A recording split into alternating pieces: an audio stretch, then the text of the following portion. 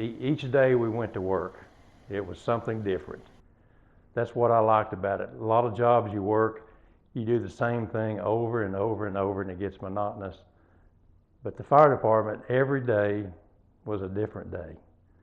You know, sometimes we had fires, sometimes we had medical calls. The personal protective equipment to me has been the biggest thing, because when we first came in, you were assigned stuff that someone had turned back in. You didn't get new equipment. The air mask, you had one air mask per apparatus, and you shared it between other shifts. So rather than having your own personal assigned equipment. The department has meant a lot to me through the years, seeing as how I am a legacy. My dad's a retired firefighter, and I can remember as a kid going to all the different stations that he worked at, visiting. So it means a lot to me to be a part of this organization. It's not a job. It's not anything more than a lifestyle. Once you get started, you will always be a firefighter, and you'll always know what it means to be a firefighter. We backed each other up. I didn't leave until he did. He didn't leave till I did. So we just, that's what we did. When I came to work, if I may go back to 1966, you had to furnish your own equipment, your pants, your bunker pants, your day boots, your coat, your helmet.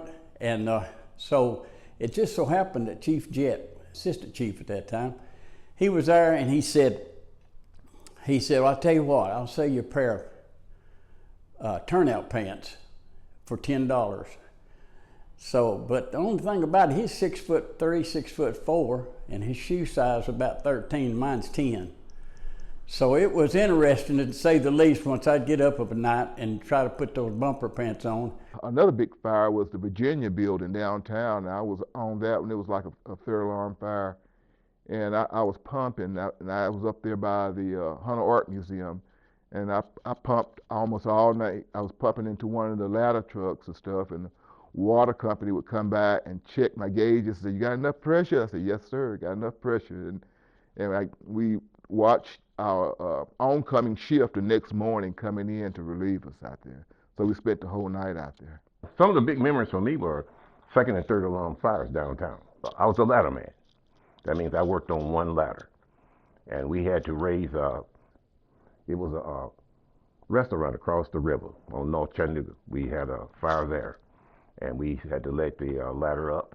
And that's when my first adventure with a female came in, because I had one that drove for me, and she did a fantastic job. But we put that fire out, and the ladder broke. And she asked me, what am I going to do? I said, well, you've been trained to bring that ladder down. And she brought that ladder down and put us out of the fire. So yes, that was one of the biggest fires we ever had. There was a lot of things that was old school, as we called them, you know. Guys may have went in fires without tanks. They went in, knocked the fire out, then they come back out. Well, when we came in, they said, no, ain't gonna be none of that. What y'all gonna do is you're gonna wear your breathing apparatus. So we had to wear those old steel tanks on our back, and they was on a straight rack, and it kind of hurt your back. And I remember really good that every morning we had to switch tanks out, but we also had to share a mask. So we had to, every morning everybody was cleaning their mask to get ready for that day, because we didn't have the funding at that time for a new mask. Then a few years down the line we got that, and so we've created a lot of things over the years that has gotten better for us. Thermal imaging cameras was great. Those are wonderful lifesaver. I enjoyed using those. And then we got one of the easiest things. It was the Big Easy, and what that is, it's a kit that you use to open lock car doors. Believe it or not, people lock their car doors a whole lot. So we got the Big Easy and went in there.